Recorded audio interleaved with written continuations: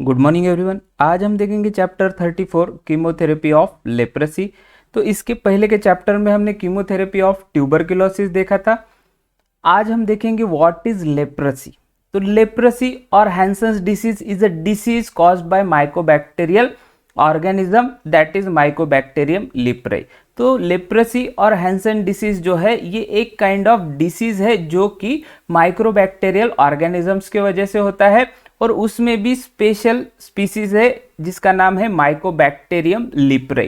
तो Mycobacterium libre जब भी कोई ह्यूमन को इन्फेक्ट करता है तो उसमें जो है ये लिप्रेसी और हैंसन्स डिसीज होता है, जिसके कैरेक्टरिस्टिक है lesions in the skin and the peripheral neuron. तो जिस पेशेंट को भी ये माइकोबैक्टीरियम लिप्रे इन्फेक्ट करता है उसमें जो है लीसन्स दिखते हैं और डैमेजेस दिखते हैं और वाउंड्स दिखते हैं उनके स्किन पे। ऐसे वाउंड्स के पैचेस दिखेंगे जो कि इरिटेटिंग रहेंगे, और ये जो है माइकोबैक्टीरियम लिप्रे के इन्फेक्शन की वजह से होगा। इसके अलावा ये जो है पेरिफेरल न्यूरॉन्स जो है पेशेंट के उस पे भी लीसन्स प्रोड्यूस करेंगे और वो पेरिफेरल न्यूरॉन्स को डैमेज करेंगे, जिसकी वजह से पेशेंट में जो है वीकनेस रहेगा, मसल्स वीकनेस रहेगा, और उनके जो फिंगर्स है, फीट्स है, हैंड्स है, लिम्स है, इसमें जो है एक नंबनेस रहेगा, और उन्हें जो बोलेंगे हम उनकी वहाँ के जो न्यूरॉन्स है वहाँ में इतना कुछ एक्टिवेशन नहीं रहेगा और उनमें एक जान नहीं है ऐसा उन्हें फील होगा। तो ये सब चीज़ें जो है ये पेशेंट में दिखेगा जब भी वो पेशेंट माइकोबैक्टीरियम लिप्रे से इन्फेक्टेड है और उसे लिप्रेसी ये डिसीज हुआ है। अब इसके ट्रीटमेंट के लिए सबसे पहला ड्रग यूज होता है सल्फोन डेरिवेटिव, और सल्फोन डेरिवेटिव्स में भी डैप्सोन। तो डैप्सोन क्या है? It is the derivative of sulphone, और केमिकली इसका नाम है 4,4 डाई अमाइनो डाइफिनाइल सल्फोन। तो सल्फोन में सबसे ज़्यादा यूज होने वाला ड्रग जो है वो है डैप्सोन, और डैप्सोन का केमिकल नेम है 4,4 डाई अमाइनो डाइफिनाइल सल्फोन, जिसे शॉर्ट फॉर्म में DDS भी बोलते हैं। Sulfones are chemically related to sulfonamides and are very useful in the treatment of leprosy। तो सल्फोन जो है ये सल्फोनामाइड से रिलेटेड ड्रग है और केमिकली रिलेटेड ड्रग है, और ये बहुत ही ज़्यादा यूजफुल है for the treatment of leprosy. Though many sulphone derivatives are available, dapsone is a drug of choice in leprosy. तो सल्फोन डेरिवेटिव बहुत सारे हो गए, तभी भी सबसे ज़्यादा प्रॉमिसिंग ड्रग जो है वो है डैप्सोन, जो कि यूज होता है for the treatment of leprosy. अब हम इसका फार्माकोलॉजिकल एक्शन देख लेते हैं। तो सल्फोन्स आर बैक्टीरियोस्टैटिक इन नेचर। तो सल्फोन क्या करते हैं? बैक्टीरियल ग्रोथ को स्टॉप करने का काम करते हैं। ये बैक्टीरियाज को किल नहीं करते, इसलिए ये बैक्टीरिसाइडल इफेक्ट नहीं दिखाते हैं, बट बैक्टीरियाज का जो ग्रोथ फेस है उसे स्टॉप करने का काम जो है ये सल्फोन्स करते हैं। The mechanism of action is probably similar to that of sulfonamide. तो सल्फोनामाइड्स का जैसा मैकेनिज्म ऑफ एक्शन है जो कि हमने डिस्कस किया था हमारे प्रीवियस चैप्टर्स में कीमोथेरेपी ऑफ माइक्रोबियल डिसीज में, तो वहाँ पे इसका डिटेल में डिस्कशन किया हुआ है, तो आप वो वीडियो जाके देख सकते हैं। तो सिमिलर जो है मैकेनिज्म ऑफ एक्शन सल्फोन का भी होता है। Sulfone also exert bacteriostatic action against bacteria susceptible to sulfonamide and against the tubercular bacilli. तो सल्फोन्स जो है सल्फोन्स ये बैक्टीरियोस्टैटिक एक्शन तो दिखाते हैं अगेंस्ट माइकोबैक्टीरियम लिप्रे, बट इसके अलावा ऐसे बैक्टीरिया के अगेंस्ट भी बैक्टीरियोस्टैटिक एक्शन दिखाते हैं जो कि सल्फोनामाइड्स को सेंसिटिव है। इसके अलावा ट्यूबरक्यूलर बेसिलाई के अगेंस्ट भी सल्फोन्स जो है ये बैक्टीरियोस्टैटिक इफेक्ट दिखाते हैं। एडवर्स रिएक्शन हम देख लेते हैं। तो एडवर्स रिएक्शन में सल्फोन्स आर पोटेंशियली टॉक्सिक ड्रग। तो ये बहुत ही टॉक्सिक ड्रग है, मीन्स ये जो भी पेशेंट लेता है उसमें टॉक्सिक इफेक्ट दिखते हैं, तो इसका जो डोज है बहुत ही केयरफुली देना पड़ता है पेशेंट को, जिसके वजह से कम एडवर्स इफेक्ट उसमें दिखे और कम एडवर्स इफेक्ट उसमें प्रोड्यूस हो। They commonly cause anorexia, nausea and vomiting. तो जितने भी हमने अभी तक के माइक्रोबियल डिसीज के लिए केमोथेरेप्यूटिक ड्रग्स देखे हैं उसमें ये कॉमन साइड इफेक्ट है। Anorexia means loss of appetite, means उन्हें भूख नहीं लगती। नॉशिया एंड वोमिटिंग मीन्स उसे जी मचलता है और उल्टियाँ होती है। तो ये कॉमन साइड इफेक्ट है सभी कीमोथेरेपेटिक ड्रग्स के। इसके अलावा the allergic reaction like dermatitis and drug fever में ऑल्सो ऑकर। तो ये भी बहुत कॉमन सा साइड इफेक्ट है बहुत सारे पेशेंट्स में, जिसे डर्मेटाइटिस होता है means itching of dermal layer होता है ड्यू टू सल्फोन। और इसके अलावा ड्रग फीवर भी कुछ पेशेंट में दिखता है, मीन्स जो पेशेंट ये सल्फोन्स को ले रहा है उसमें फीवर भी आ जाता है, कुछ पेशेंट में बुखार भी आ जाता है।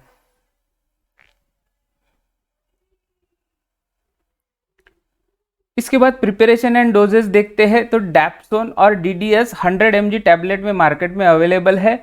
तो फर्स्ट वीक में जो लेप्रेटिक पेशेंट है उसे 100 mg डेली देते हैं, मीन्स 7 days 100 mg डेली वो पेशेंट को डोज स्टार्ट होगा। After that next 4 week 25 mg twice a week वो पेशेंट को देंगे, मीन्स फर्स्ट वीक में 100 mg देंगे रोज का। उसके बाद जो अगले 4 हफ्ते है और 4 वीक है उसमें पेशेंट को एक वीक में 25 mg 2 बार देंगे, मीन्स एक वीक में 50 mg हो जाएगा। तो ये 4 वीक पेशेंट को देना है। After that 5th and 6th week 50 mg twice a week, means अभी जो 25 mg हम दे रहे थे 4 वीक उसको बढ़ा के 50 mg कर देंगे, मीन्स एक वीक में 2 बार 50 mg देना है, मीन्स एक वीक में 100 mg वो पेशेंट को हम देंगे। तो ये 2 वीक के लिए देना है, 5th और 6th वीक के लिए। उसके बाद 7th एंड 8th वीक में 100 mg ट्वाइस अ वीक देना है, मीन्स अभी और डोज बढ़ा दिया हमने, डबल कर दिया।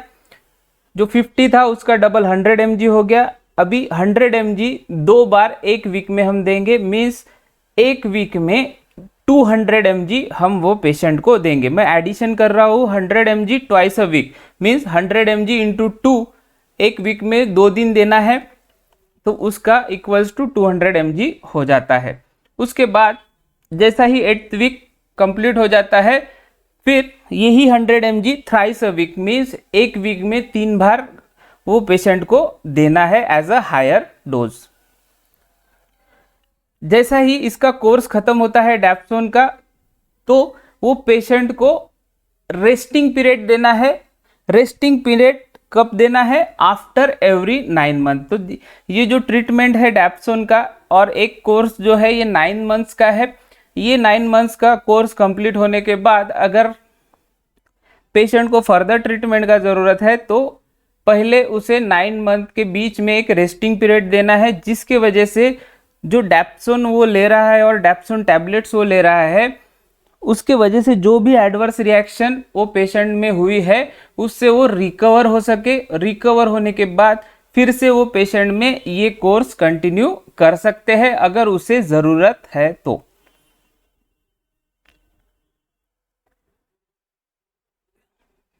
तो इसमें आता है डैप्सोन इंजेक्शन भी आता है जो कि 20% वेट बाय वॉल्यूम में अवेलेबल है। Suspension of dapsone in arachis oil. तो सस्पेंशन जो है डैप्सोन का ये अरेचिस ऑयल में अवेलेबल है जिसका कॉन्सेंट्रेशन है 20% वेट बाय वॉल्यूम। तो हम कंसीडर करेंगे अगर 100 ml है तो उसमें 20 ग्राम जो है डैप्सोन रहेगा। तो डोज इसका जो है 0.2 ml इंट्रामस्कुलरली वीकली देते हैं और इसका जो डोज है ग्रेजुअली इंक्रीज करते हैं टू 0.8 ml वीकली तक के। उसके बाद रिपोजिटरी सल्फोन्स अवेलेबल है। तो ये भी जो है एक ही सिंगल डोज में जो है इंट्रामस्कुलरली पेशेंट को दिया जाता है, जिसमें 0.25 mg जो है ये सल्फोन अवेलेबल होता है, सल्फोन और डैप्सोन अवेलेबल होता है।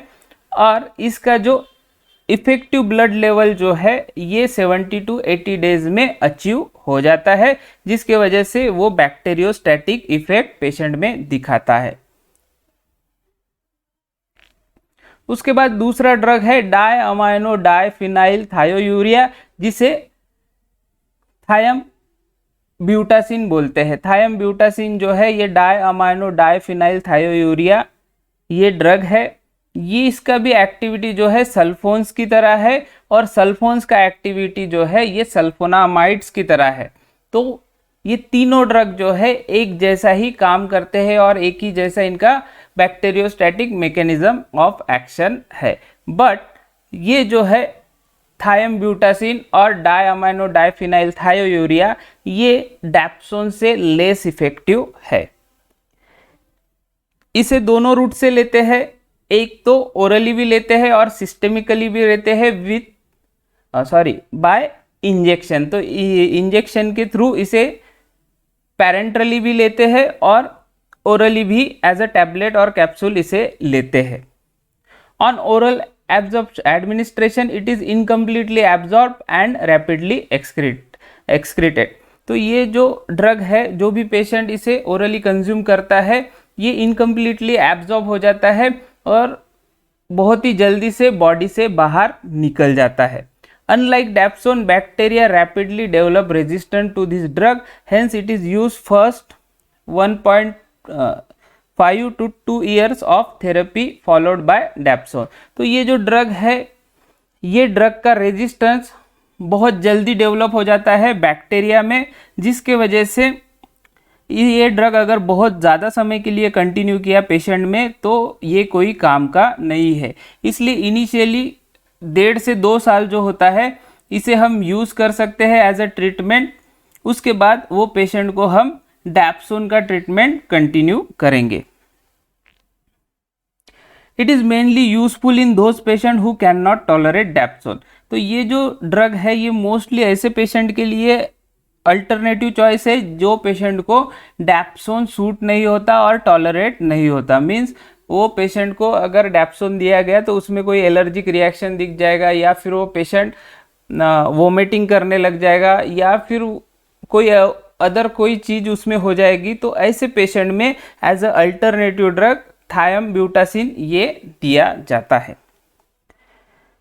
तो इसमें जो है सीरियस एडवर्स इफेक्ट जो है are not common but may cause anorexia, nausea and vomiting. तो इसमें भी एनोरेक्सिया, लॉस ऑफ एपिटाइट और भूख नहीं लगना, और नोशिया एंड वोमिटिंग यही कॉमन इसके साइड इफेक्ट है।